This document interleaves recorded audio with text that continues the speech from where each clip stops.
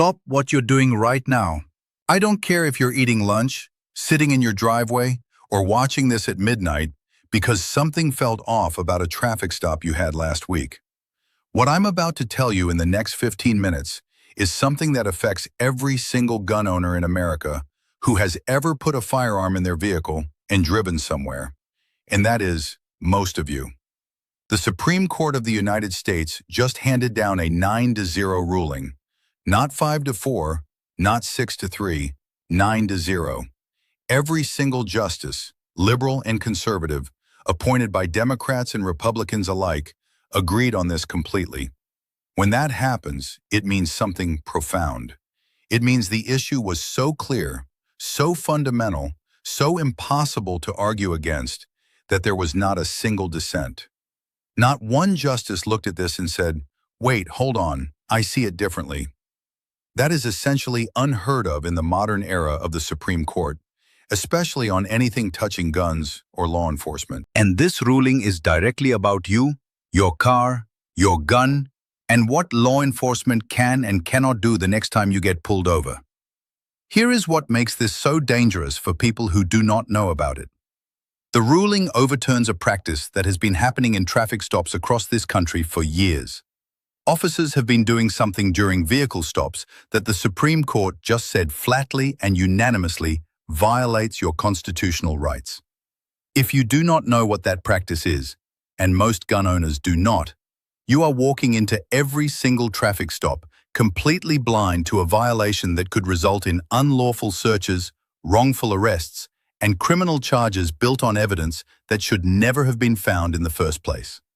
That changes today. Stay with me because by the time this video ends, you are going to know exactly what the court decided, what it means in plain English, what officers can and cannot legally do when there is a firearm in your vehicle, and most importantly, the specific words and actions that protect you in the real world right now. But before we get into all of that, do me one thing.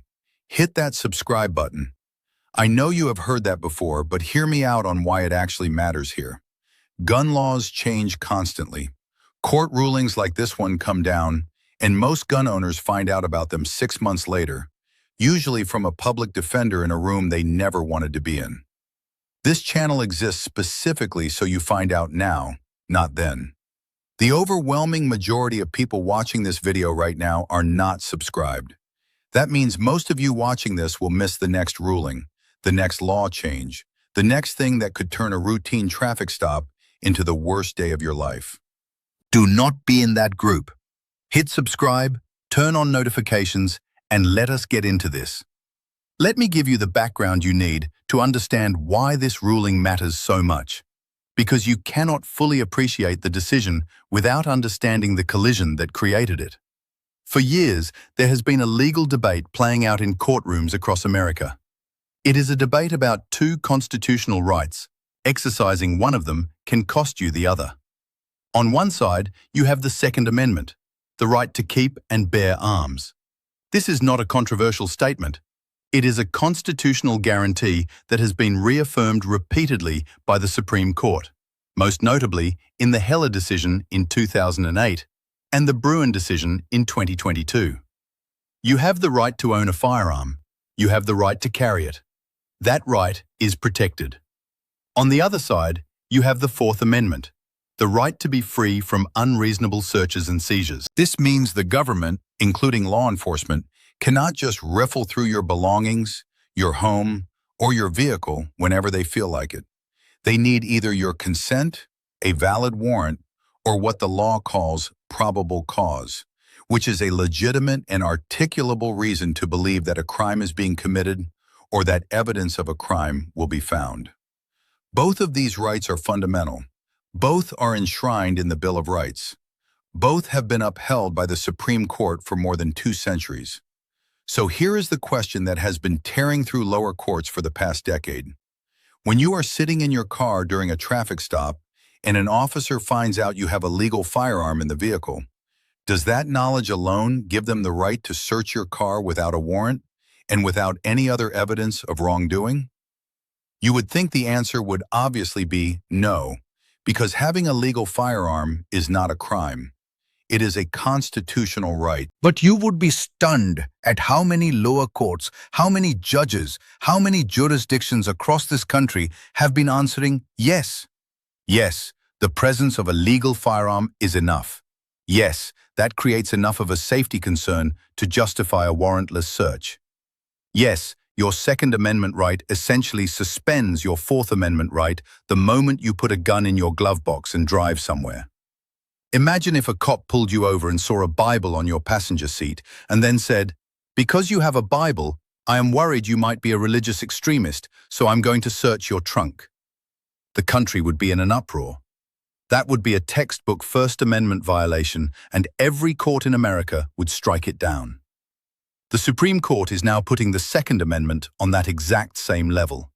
And that is the legal theory this 9-0 ruling just destroyed. Let me walk you through what actually happened in the case that triggered this ruling, because the details matter, and they are going to hit close to home for a lot of you watching this right now.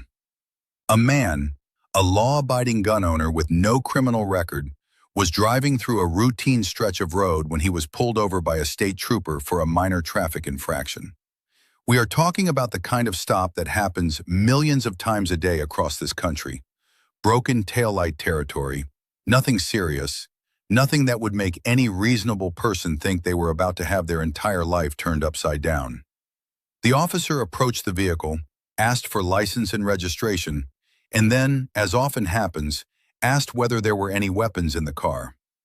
Now here is where you need to pay close attention, because the driver did exactly what most responsible gun owners are told to do. He was honest. He was cooperative. He told the officer, "Yes, there is a legally owned firearm in the vehicle. It is secured in the center console, and here is my valid carry permit." He handed over all the documentation. He kept his hands visible. He did everything right. He framed himself as a partner in safety, not a suspect. And that is when things went completely off the rails. The officer did not say, "Thank you for letting me know," run the plates, write the ticket, and send the driver on his way. Instead, the officer ordered the driver out of the vehicle and proceeded to conduct a full search. Not a quick glance, not a safety check of the immediate area. A thorough, systematic search of the entire car, every compartment, every bag, every corner of that vehicle. The officer's justification for this search? The gun. That was it. The legal, permitted, voluntarily disclosed firearm was the sole basis for tearing that car apart. No other suspicious behavior, no other of anything illegal, no erratic driving beyond the initial infraction, no prior criminal history the officer was aware of. Just the gun. During that search, the officer found something. It was not drugs. It was not stolen property. It was not evidence of a violent crime. What he found was a small amount of a legally gray substance and some documentation that the officer argued under a very specific and obscure local ordinance constituted a technical violation. The kind of thing most people, including most lawyers, would never have known existed. The driver was arrested on the spot. He had disclosed a legal firearm.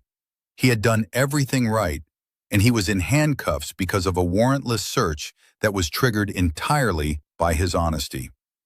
Now here is the part that should make your blood run cold. When this case went to the lower courts, the courts sided with the police. The judges said that yes, the presence of a legally owned firearm in a vehicle creates a legitimate safety concern that justifies a warrantless search under what is called the automobile exception to the Fourth Amendment. They essentially ruled that legal gun ownership strips you of your right to be free from unreasonable searches. The driver appealed. The case went up, and eventually it landed at the Supreme Court of the United States. And here is what 9 justices decided. The court ruled unanimously and without reservation that the lawful presence of a firearm in a vehicle does not, by itself, provide law enforcement with probable cause to conduct a warrantless search. Let me say that again in even plainer English. The fact that you have a legal gun in your car is not a reason to search your car. Full stop. Legal gun ownership is a constitutionally protected activity. It is not suspicious behavior. It is not evidence of criminal intent. It is not grounds for elevated law enforcement scrutiny beyond what any other traffic stop would involve.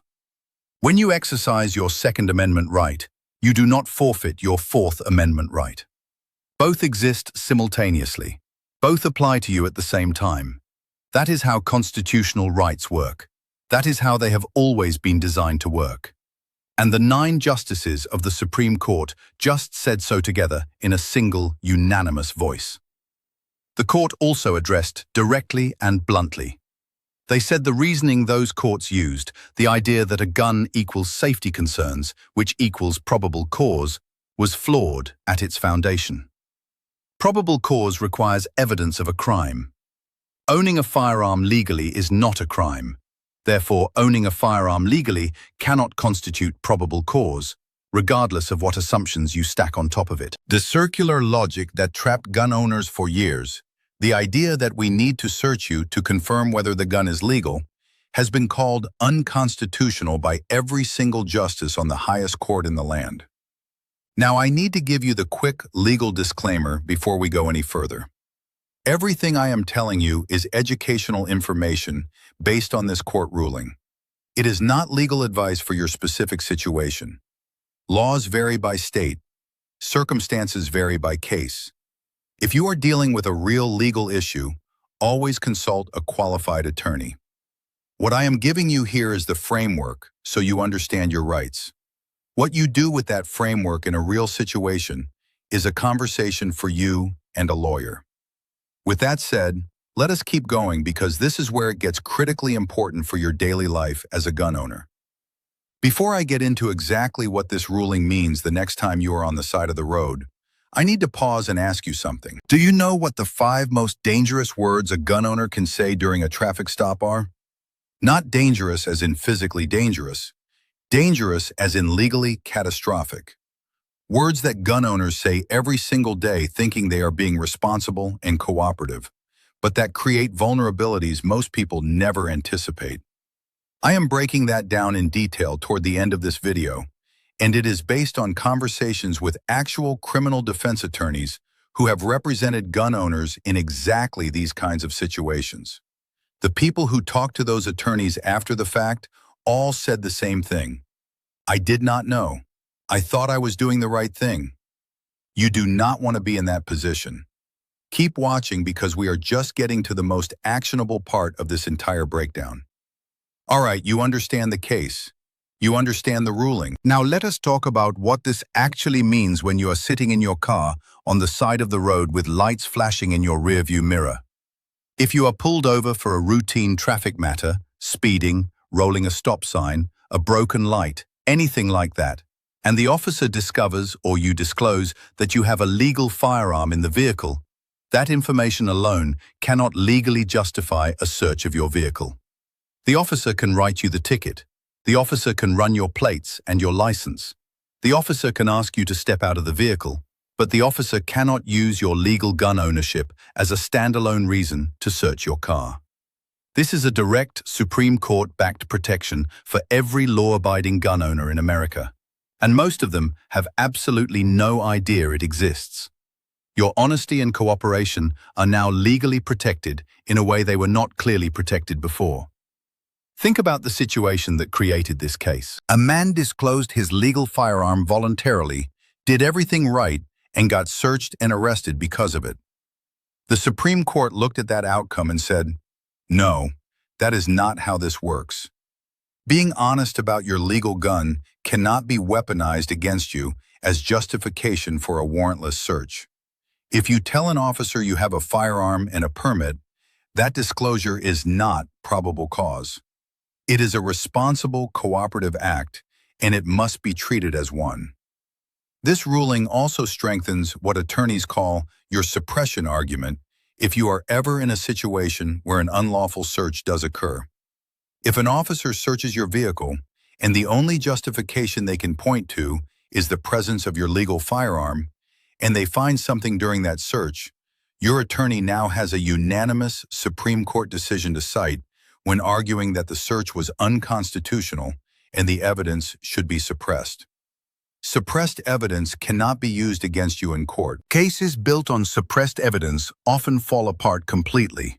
That is enormously powerful, but it only works if you handle the encounter correctly in the moment, which we are going to cover in detail right now. Here is the part that nobody is talking about enough, and this is where you need to slow down and really absorb what I am saying. This ruling did not eliminate police search authority during traffic stops. It clarified the limits of it, and there is a massive difference between those two things. The automobile exception to the Fourth Amendment still exists. This is the legal doctrine that says officers can search a vehicle without a warrant if they have probable cause to believe evidence of a crime is present. Courts created this exception because vehicles are mobile and evidence can disappear quickly. The reasoning has always been that the practical realities of a moving vehicle justify a narrower application of the warrant requirement. What the Supreme Court did in this ruling is shut down a specific and widespread misuse of that exception. The misuse was the argument that a legal gun equals probable cause equals a valid warrantless search. That chain of logic is now dead. But the automobile exception itself is alive and well, and you need to understand what can still trigger it, because this is where gun owners are going to get themselves into serious trouble if they treat this ruling as a magic force field that protects them in every situation. Here is what can still legally justify vehicle search even with this ruling in place. If you are a prohibited person, meaning you have a felony conviction, a domestic violence conviction, certain mental health adjudications, or any other disqualifying factor that makes it illegal for you to possess a firearm, and the officer knows that or discovers it when they run your information, then your possession of the firearm is itself criminal activity. That gives them probable cause. This ruling protects legal gun owners. It does not protect people who are illegally armed. If there is other evidence of criminal activity that is visible or otherwise detectable, if the officer can smell marijuana in a jurisdiction where it remains illegal, if there is drug paraphernalia in plain view, if there are signs of another crime entirely unrelated to the firearm, in any of those situations, the firearm becomes just one part of a broader picture, and the other factors may constitute probable cause independent of the gun. If your carry permit is not valid in the jurisdiction where you were stopped, this catches people constantly. Carry laws vary enormously by state. Some states have reciprocity agreements that recognize other states' permits. Others absolutely do not. If you cross a state line and your permit is not recognized there, you may be carrying illegally without even knowing it. That changes your legal status entirely. And if the officer can point to what courts call specific and articulable facts, beyond just the presence of the firearm, that matters too. If you are parked in an area known for criminal activity, have been observed behaving in a manner consistent with criminal activity, and also have a firearm, those factors together in their totality might still amount to reasonable suspicion or probable cause, even though the gun alone would not. The point is this: the Supreme Court gave you a shield, but a shield only works if you are standing behind it correctly, and you know exactly where its edges are. Let us zoom out for a moment because there is a broader significance to this ruling that goes beyond what happens at any individual traffic stop. When 9 Supreme Court justices agree on something, and I want to emphasize again how extraordinarily rare that is, they are sending a message, not just to the defendant in the specific case, not just to the state whose courts got it wrong. They are sending a message to every court, every prosecutor, every police department, and every officer in the United States of America. And the message here is unmistakably clear. The Second Amendment and the Fourth Amendment are not at war with each other. They do not create a legal contradiction where exercising one destroys the other. They coexist. They both apply to every American citizen simultaneously. Any legal framework that treats them as mutually exclusive is constitutionally defective. For law enforcement agencies, this ruling represents a mandatory update to training and policy. Departments that have been teaching officers that a gun in a vehicle automatically changes the entire calculus of a traffic stop need to revisit that curriculum immediately. For prosecutors, this means that cases built on evidence obtained through searches justified solely by legal gun ownership are now extremely vulnerable to constitutional challenge. Defense attorneys across the country are already looking at pending cases and asking whether the search that produced the key evidence was predicated on exactly the kind of reasoning the Supreme Court just unanimously condemned. But here is what actually concerns me most about what comes next after a ruling like this, and I want you to hear this clearly.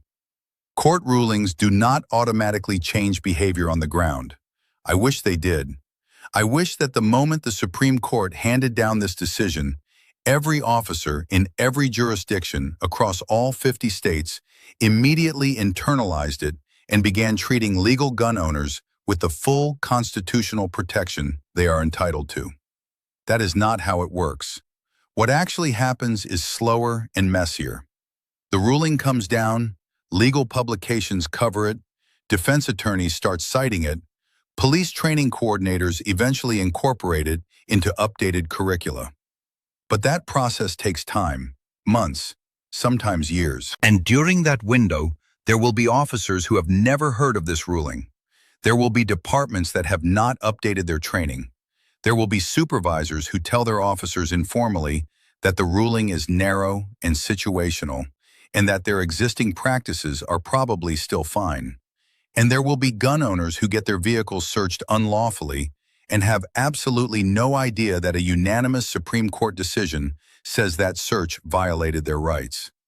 That is why what you know matters.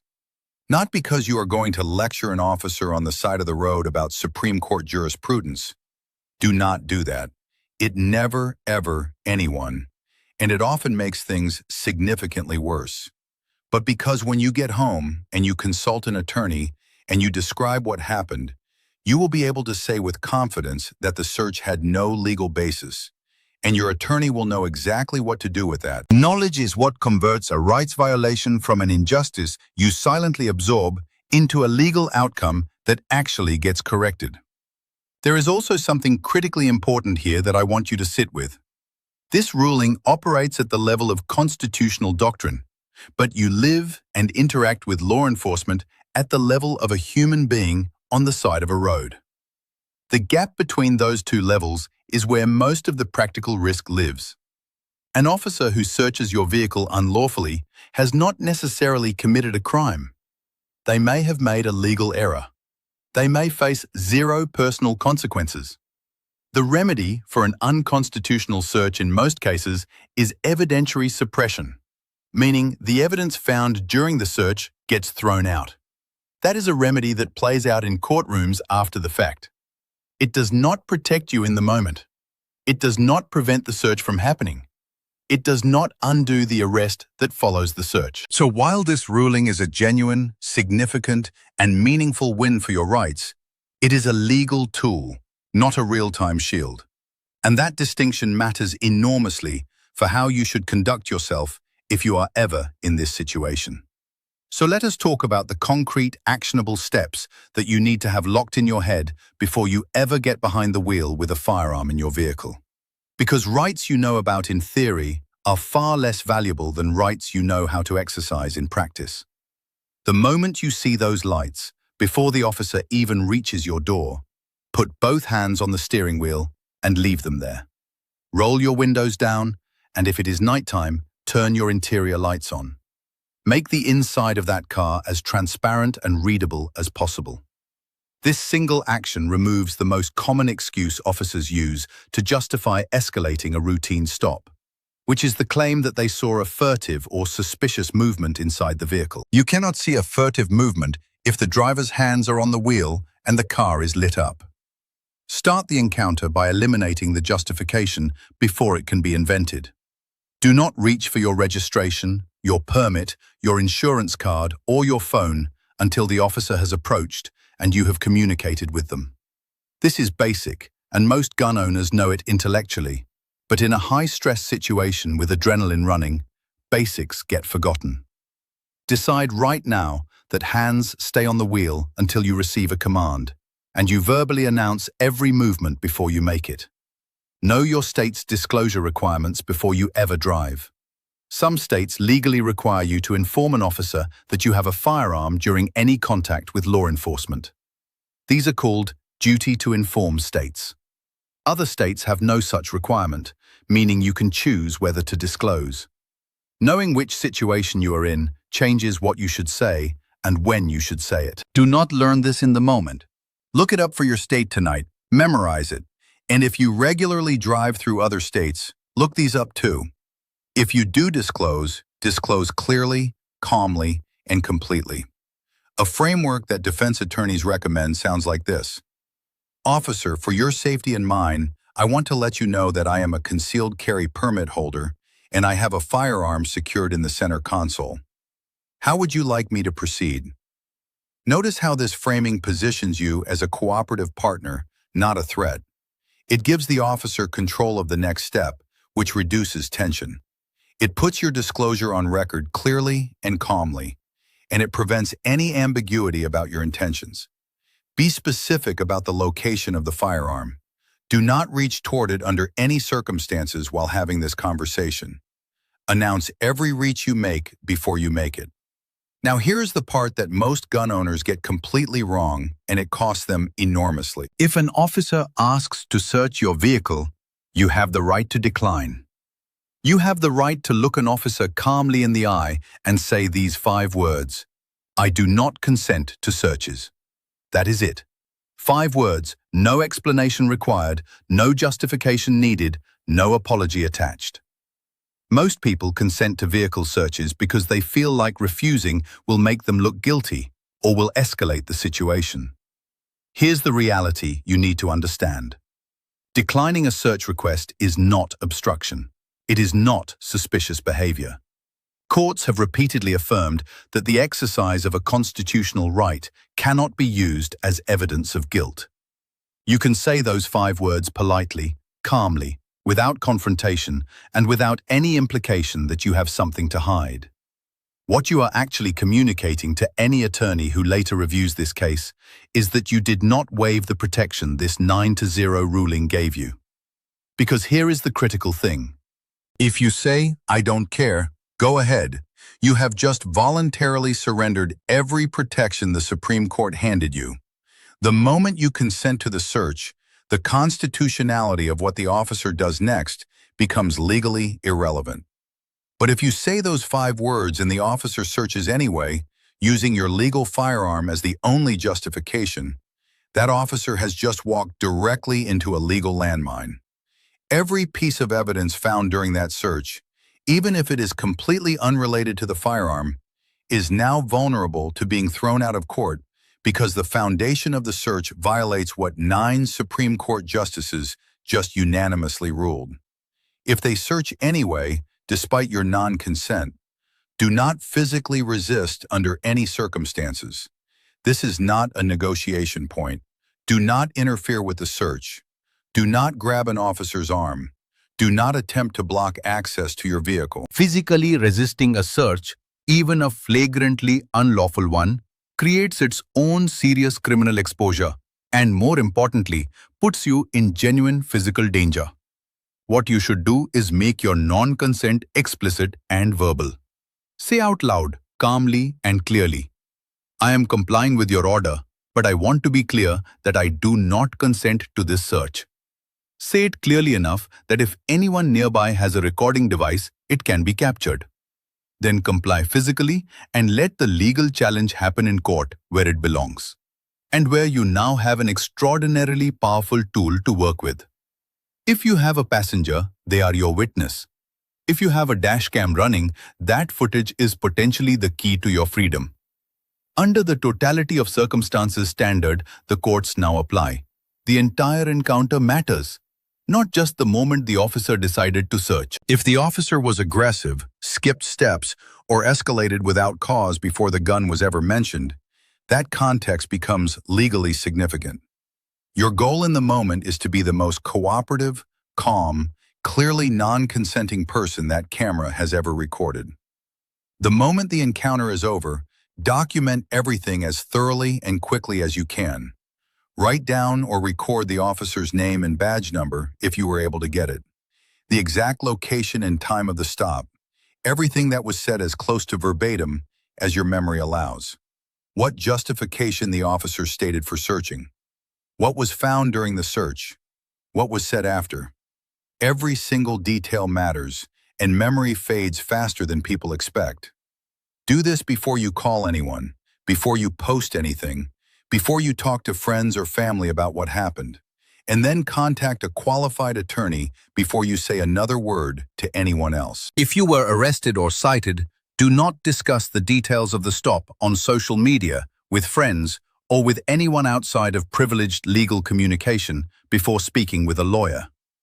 Anything you say in those conversations can become relevant later and can create contradictions that complicate an otherwise clean constitutional challenge.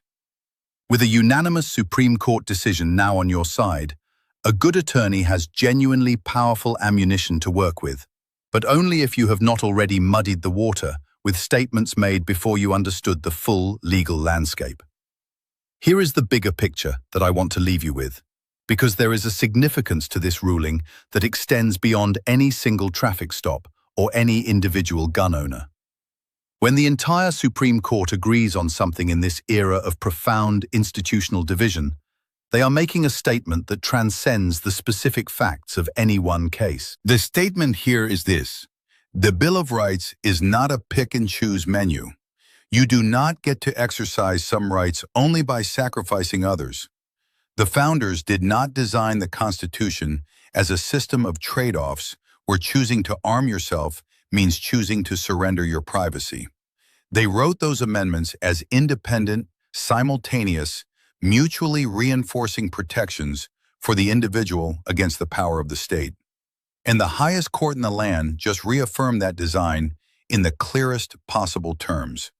For you as a gun owner, as a driver, as an American citizen who has the right to do both of those things legally and simultaneously, this ruling is a reminder that the Constitution was written to protect you specifically in moments like this one. In moments when authority encounters individual rights on the side of a road at night with no witnesses and no guarantee of fairness. That is precisely the kind of moment the founders were thinking about when they wrote the Fourth Amendment. And the Supreme Court just confirmed that those protections apply to you fully, completely, and without the asterisk that says, unless you also happen to have a gun. The gap between knowing your rights and being protected by them comes down entirely to preparation. The gun owners who are most protected are not the ones who learned this after something went wrong. They are the ones who knew it beforehand, who had the words ready, who had already looked up their state's disclosure requirements, who already had a dash cam running, who already knew the name of a good attorney before they ever needed one. You watch this video, that puts you ahead of the vast majority of gun owners in this country. Stay ahead. Know your state laws, carry your documentation, keep your hands visible and your demeanor calm in every police encounter. Remember those 5 words and have them ready. Consult a qualified attorney for any real legal situation you face.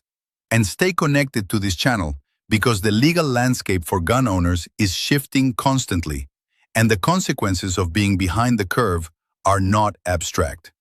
They are arrests, they are charges, they are attorney fees and lost jobs and records that follow people for the rest of their lives. This ruling is a win, a real, substantial, unanimous win. Use it to stay safe, stay legal, stay informed.